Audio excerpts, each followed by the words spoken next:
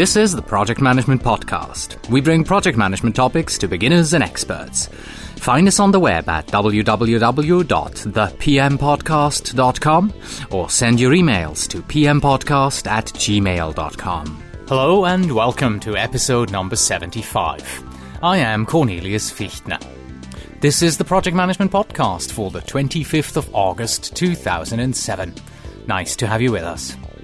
Monitoring and evaluating has been used by non-governmental organizations for evaluating programs for decades. For the European Union, the United Nations, the World Bank, and other development banks, it is embedded in their organizational processes. Many have even published toolkits to promote understanding and adoption. For projects, processes for monitoring progress are far less established. Therefore, it is of little surprise that the quality of those monitoring processes can vary widely. For projects, quality means, at a minimum, timeliness, relevance, reliability, accuracy, usability, and credibility. Unless monitoring processes demonstrate these characteristics, they are unlikely to improve performance and enhance accountability. Our interview guest today is Joy Gumbs from Project Auditors. She's been working in the field of project auditing and project monitoring for quite some time, and she wrote a paper about it. It's titled Why Use a Hammer When You Need a Wrench? Results-Based Monitoring and Evaluation of Projects. This paper she presented at the PMI Global Congress in Budapest. And we're going to discuss her findings. But before we get started, there is one announcement.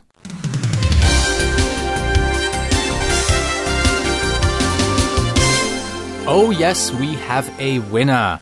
In the last 3 episodes, we announced that we have a giveaway from the MPMM Project Management Methodology. You can find them at mpmm.com. And the winner is Tim Bower from Essex. Not from Essex in England, but from Essex, Massachusetts, in the United States of America. Congratulations, Tim.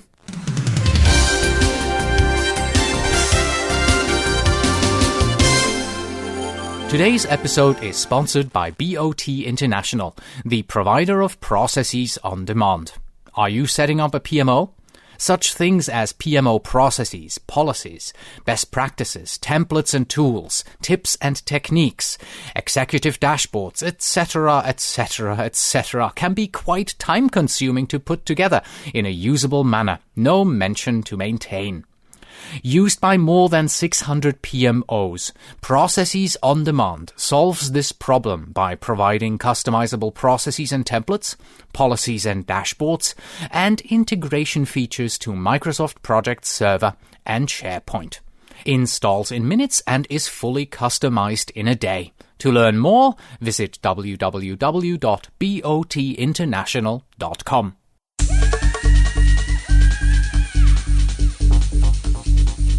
I have 2 helpful resources for you today. The first one comes to us from IDRC, which is a Canadian Crown corporation that works in close collaboration with researchers from the developing world in their search for the means to build healthier, more equitable, and more prosperous societies. Now, on the IDRC website, they have a books section, and one of those books contains in Module 17 a plan for project administration, monitoring, and utilization of results.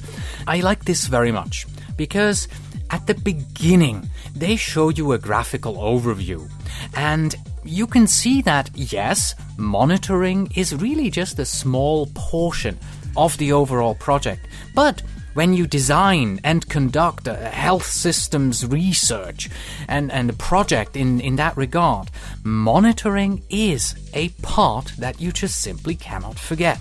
And it's about a 9-page overview of what you need to do in order to administer, monitor, and later on also utilize the results of such a project. Our second helpful resource comes to us from the Swiss Evaluation Society, and you'll hear Joy and me talk about this during the interview in just a little while. And their evaluation standards, they are meant to contribute to the professionalization and evaluation. These standards, they define the demands placed on evaluation. They were explicitly formulated to suit evaluations of all kinds, except, personal evaluation. How am I doing as a person? These standards, they are addressed to all those who participate or influence an evaluation. Thus, they're directed to evaluators as well as to evaluation commissioners, but also to other persons who support the application of evaluation, like project managers in a monitoring environment.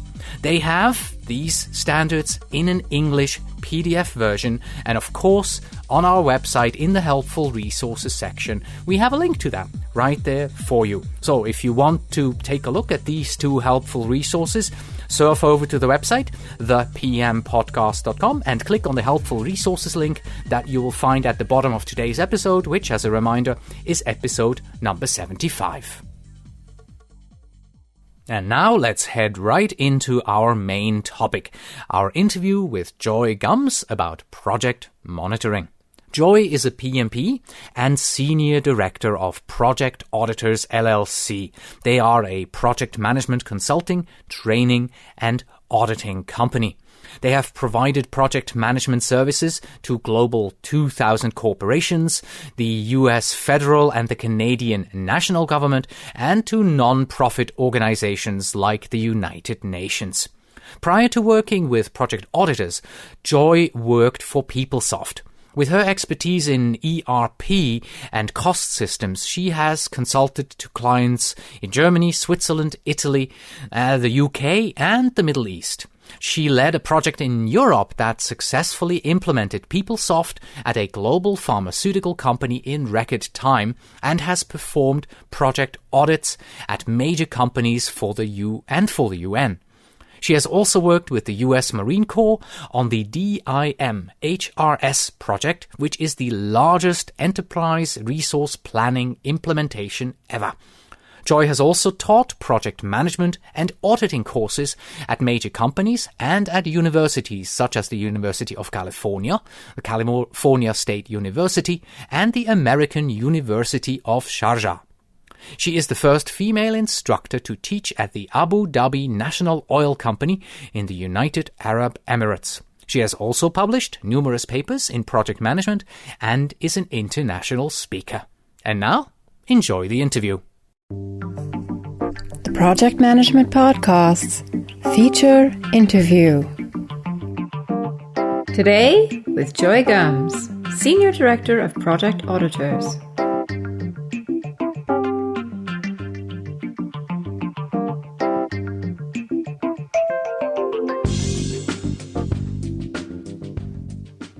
Hello, Joy, and welcome to the program. It's great to be with you today. Well, we're glad to have you, trust me. At this year's EMEA PMI Global Congress in Budapest, you have been asked to present a paper, and this paper was titled, Why Use a Hammer When You Need a Wrench? Result-Based Monitoring and Evaluation of Projects. That's quite a mouthful. How was the paper received? Very well. There were excellent questions at the end of the presentation, and I met several people later during the conference who said they enjoyed the session and the way it was presented. I try and use a lot of pictures and graphs, which is a little bit hard on the podcast, but I understand my presentation will be available on your site. Yes, the presentation is going to be available, so everyone who's downloading the podcast automatically via iTunes, they will get the presentation directly delivered to them. And those who click to play, you will have to go to the website where you'll find the link to the presentation from Joy Gums here. So tell me, how many people attended the presentation? Well, I didn't do an actual head count, but the room held 200 people, and the room was about 2/3 full. That's nice. So about 150, something like that? Yes, I think That's about a nice 150. turnout Yes. for a global congress. Very Yes. nice. And how did you like Budapest, of course? Oh, I love the city. The Intercontinental where we stayed was right on the Danube River, and the views were incredible in the evening. From Gellert Hill, you could see the Hungarian Statue of Liberty, and all the bridges are lit. It's really a very, very beautiful city. Nice. That gives me a total different picture than my wife's picture, because she had a dreadful time in Budapest when she was there years ago. Now, before we go into your actual findings of your paper, you decided to examine project monitoring from three sectors. There was the government, there were the NGO, the non-governmental organizations, and also you looked at construction. What would be the major differences between those three sectors when it comes to actually monitoring a project? Well, in construction, it's been used for a long time. Project monitoring used to be built into the process. The architect would work to ensure the general contractor delivered the intended structure. They would monitor the progress, do on-site visits. Architects are licensed, and they have a professional responsibility to take due care. So when the contracts were structured appropriately, this worked well. But in the litigious society we're in, that's all changed. And the change is worldwide. When I was in the United Arab Emirates earlier this year, one of my students confirmed this. When a large skyscraper under construction in Dubai burned, it was impossible to reach any of the architects. To avoid being contacted, they were all driving around with their cell phones turned off. Now, as far as the government sector, there have been some attempts to use project monitoring, but it's on an ad hoc basis, and it really hasn't always been successful. My research indicates this is due in part to this poor structuring of responsibilities. As far as NGOs, project monitoring has been built into their process. They've learned that to get donations and funding, this is critical for their success.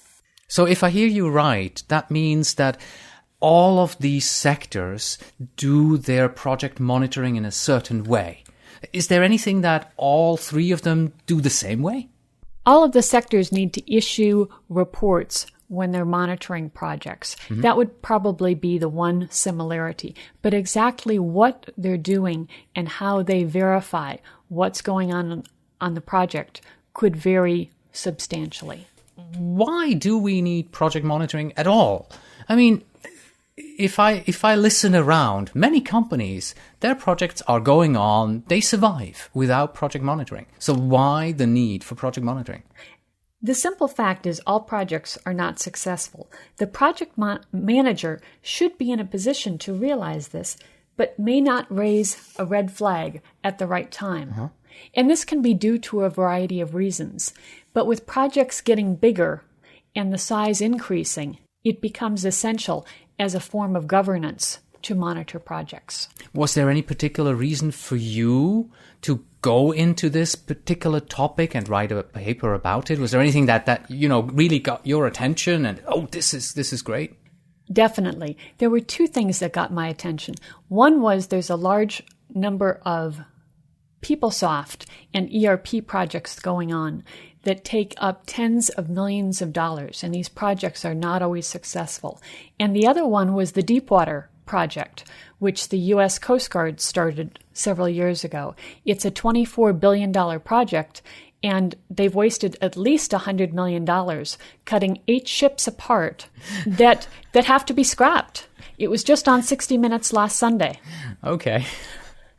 So there's a lot of money that could be gained or saved if monitoring would be done correctly, right? I believe that that's the case. There certainly is a lot of money going into projects. Over 25% of the world GDP goes into projects. And clearly not all of these projects are successful. So why then don't these government organizations why don't they use project monitoring? Is there some sort of an aversion against it? I don't really want to know where my project is, or what's it all about? Some government organizations have tried to use monitoring, but it's not been successful because the contract isn't structured as it should be. The responsibilities aren't clear. Other entities think that they've already bought the services and the project should simply happen the way they think it should happen. When so much money is at stake, it makes good sense to check on a project and see how it's doing, rather than waiting until the end of the project and finding out you have not succeeded in your goals. Yeah. I remember one of my first employers, a paper mill of Biberist in Switzerland. They had this huge construction going on. Now, this is from memory. I'm not 100% sure if this is true, but they built these storage houses, and they were only a small portion of the complete project. But because the construction was so miserably done, the money they lost tipped the project, and the company got into real financial dire straits. And in your paper, you have listed, I think it was 6 or 8 projects that were similar, right? That had real problems. Yes, exactly. There was a stadium that was built in Scotland that was over budget, and this was a publicly funded stadium, and the tax revenues were simply not there. There was also a very, very large project in the UK that was termed the shoddiest ever, where they spent hundreds of millions of pounds. Now, when the UK government calls it a shoddy project, it has to be pretty poorly done. And then, of course, the US Coast Guard has spent tens of millions of dollars that they've then thrown away. Yeah, on their ships, right? Yeah. And then the state of Florida has a project that actually it just canceled for PeopleSoft Financials, and that was an $82 million project. Wow. Okay. Really, a lot of money is at stake here. Let me read something to you, because one paragraph in your paper, that one really got my attention. So let me read it to you, and then maybe you could elaborate on this one. Usually, project managers manage projects. When their role changes due to outsourcing or a move from the private sector to a government agency or an NGO, they may not be comfortable. The role and responsibilities for monitoring and evaluating projects is quite different from managing the projects themselves. The project manager needs to understand the differences between managing a project, monitoring, and evaluating it. So what are the differences? Well, they're really different skill sets. Managing a project involves a great deal of communication, leadership, motivation. Monitoring is much more observation and influence. It's setting up a collaborative environment so you can help make the project successful, but not getting in the project manager's way. Mm-hmm. You have to collaborate. Evaluating a project is a time-bound based activity, so you're in a time crunch usually. It can involve interviews and reviewing large amounts of documentation. You need to produce very quickly an unbiased, objective report in what is often a very, very short amount of time. Plus, it's usually done by a team, and so the teamwork is very important. Let me take a quick step back here, because in your bio, you are part of Project Auditors, LLC. And do you also do project monitoring, or do you just do project auditing? We actually have done some of both. Okay. We have audited projects, such as at the United Nations in Rome. And then we've also monitored projects, which I did for a large wholesale firm, which is headquartered out in the East Coast. Which do you prefer, monitoring or auditing? I actually prefer probably auditing a little bit more than monitoring, because you're in and out. Okay. And it's a shorter stint, assignment, right? Yeah, okay. And you can deliver the results. The monitoring, it's a longer commitment of time. You're there on and off for the duration of the project. Okay. Let's now take a look at the approaches and the tools which are available for project management. For project monitoring, of course. So, what monitoring approaches do we have, and why would a particular company use them? Well, for monitoring, the paper talks about results-based monitoring, yes, which is one thing I definitely want to talk about. It's much more of a collaborative environment where the monitor would sit down, say, with the project manager at the initiation of the project and talk about what types of things the project has as its goals and purposes, and then to define how those will be manifested throughout the project. For example, let's think about an enterprise software project where you're going to have everyone working together as opposed to people working in silos. For that project, then, communications between and among the stakeholders is critical. So you'll want to find out the pulse of the stakeholders and periodically find out, how do they feel about the project? Is communications good? Are they working well together? Are stakeholders willing to give and take depending upon what they see in the project for the overall benefit of the corporation? So you might want to set up, say, some kind of a survey or poll and periodically check on the pulse. And the monitor would do this because they're independent. People should be able to talk to the monitor without fear that they would have their confidence divulged. And that way you would get a much better feel, perhaps, because the project manager might not get that direct an approach from stakeholders. Mm-hmm. If I hear you right, you were talking about soft items on the project. So you're not only monitoring the hard facts, like we've spent $6 trillion and cut up one boat, but you're also monitoring the soft facts. This is how I feel. This is how I think the project is going. Exactly. The soft factors are often very, very important in a project because the stakeholders sometimes know and they can feel whether it's going well. The project manager, of course, wants it to go well and tends to be very optimistic, which is good. But nonetheless, if there's an undercurrent where things aren't going well, best to have it addressed sooner rather than later. What about tools? What kind of tools would you employ for project monitoring? Probably the most important tool, especially for results-based monitoring, is called a logical framework.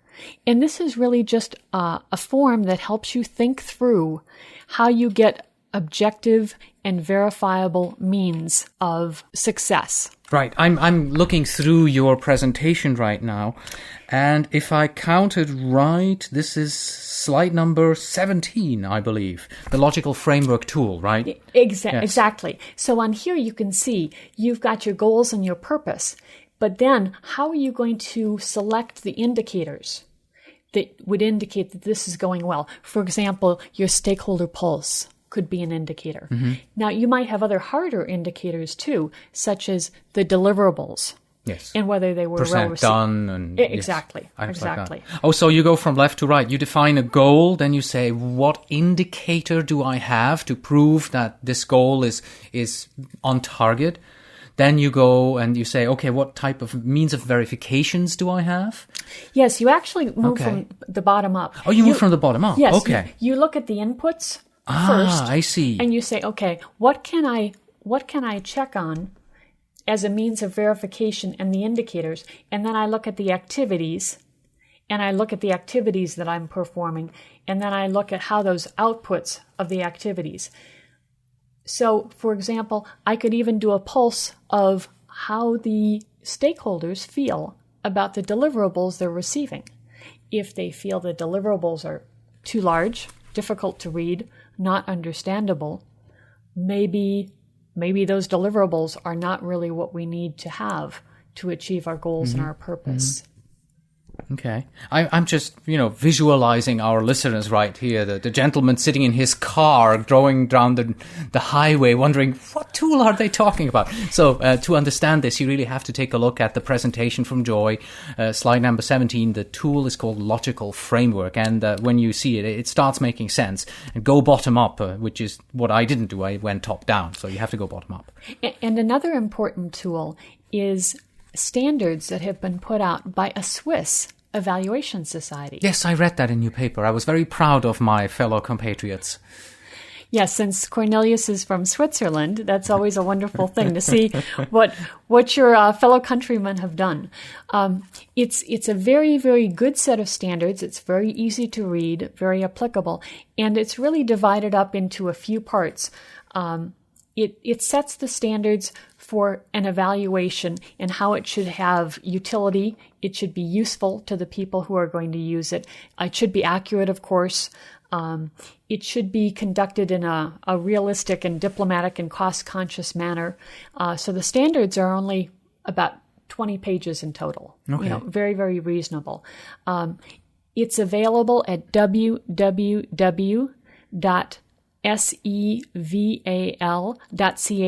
but I would just search on Google Swiss Evaluation Society. Okay. And that would put you on the English version.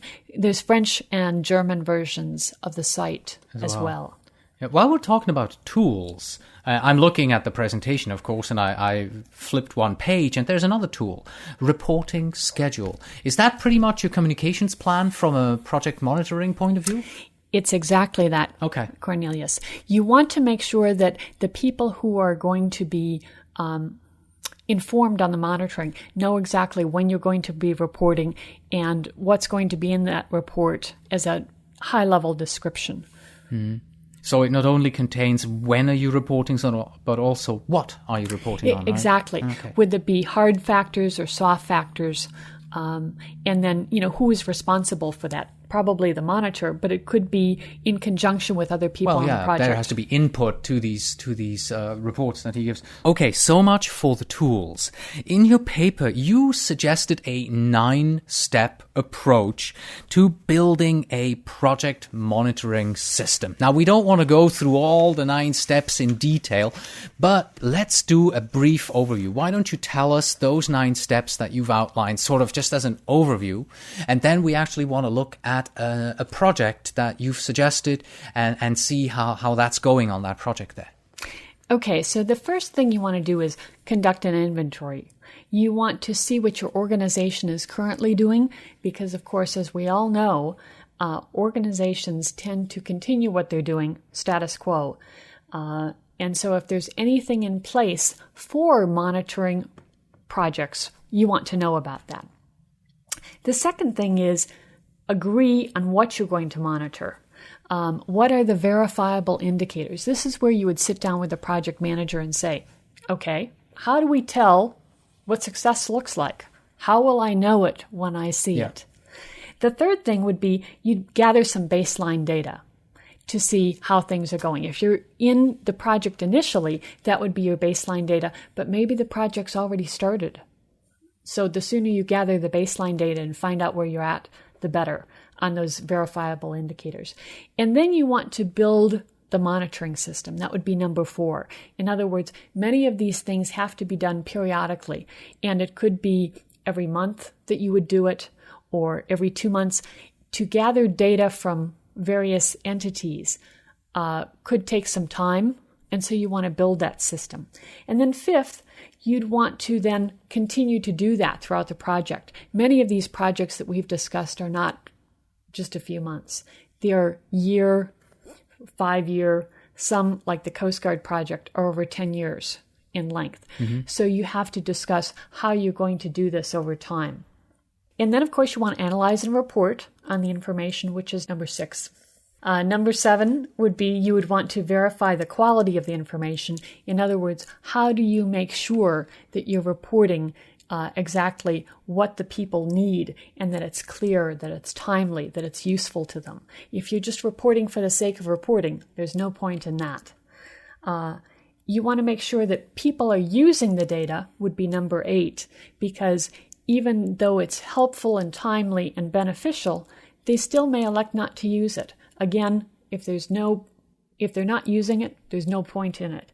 And then lastly, you want to look at your own process and see, is there anything you should be doing to improve on it? You want to reflect on how you're doing. And this is something that in the audit business, you always try and do continuous improvement. This last step is the continuous improvement piece.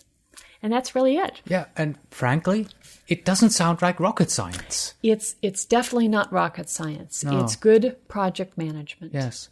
Now, how does this look like when you apply it or not apply it in a project? That's an excellent question. The Technology Review Workgroup for the Florida State Legislature was monitoring a PeopleSoft project that started in 2002 and actually kicked off in 2003. The project was just canceled in 2006, and in 2007, May 17th, it was ultimately canceled. And how did they employ project monitoring on the project? The difficulty with the project monitoring, as it's often done, is it's not hands-on enough. Mm-hmm. It's looking at reports.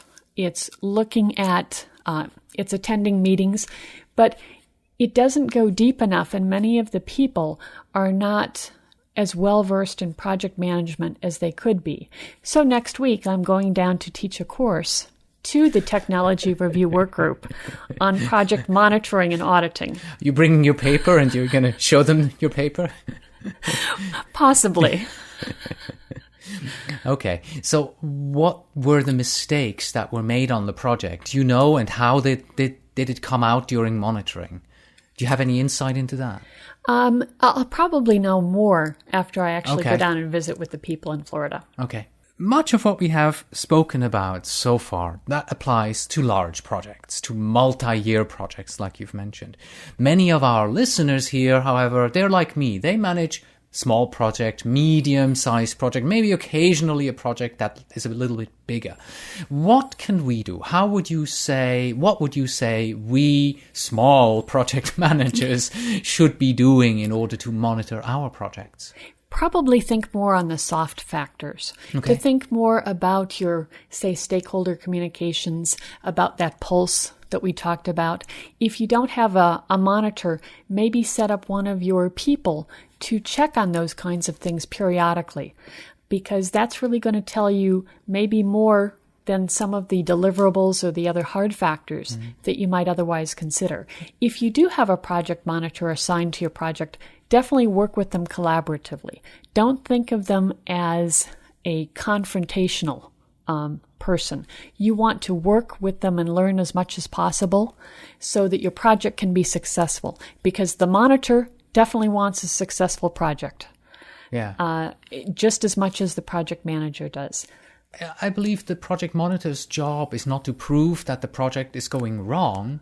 The project monitor's job should be to indicate that there's a problem here, let's correct it now so that it doesn't lead to a failed project, right? Exactly.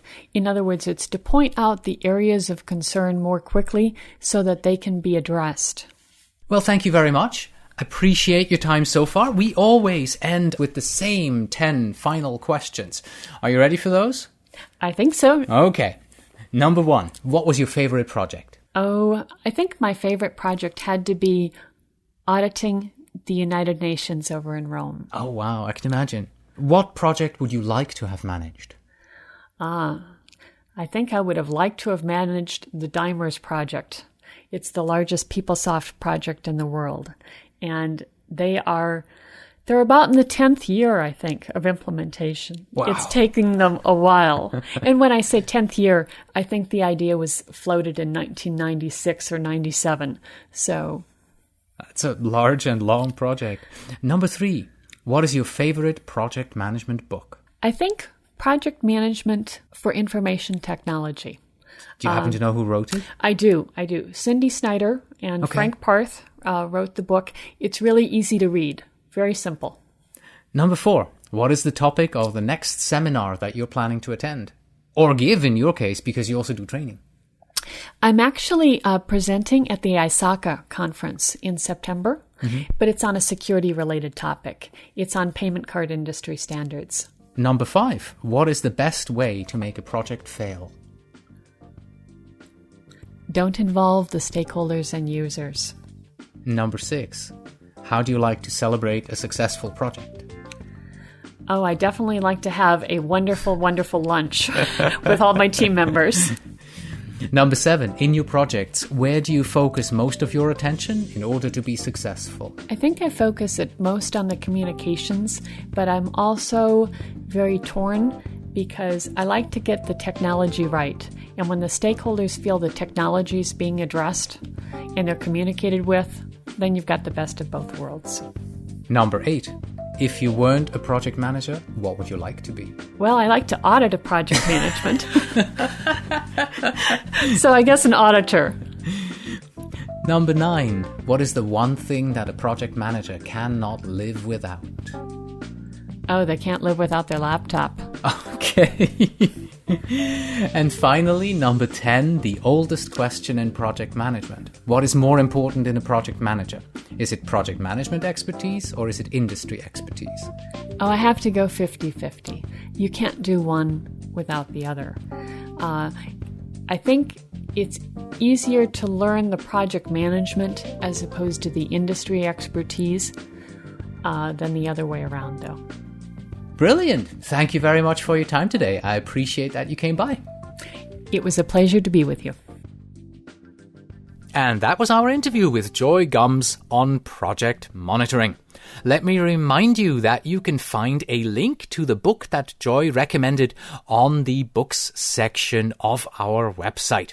There you will find all the books that our interview guests have recommended during the 70-some interviews that we have done. That's it for today. Thank you very much for listening. As always, you can find us on the web at thepmpodcast.com. And if you are a project manager who wants to become PMP certified, you can visit pmprepcast.com. In our sister podcast, we teach you concepts, tools, and techniques that you need to know in order to pass the PMP exam. Please send your emails to pmpodcast@gmail.com, and when you write, please tell me where in the world you are writing from. And finally, we have this, a quote that I have found on the website of Joy Gumbs. You are most ignorant about a project at the very beginning, and that's when you have to make the most critical decisions about scope, cost, and schedule. Until next time.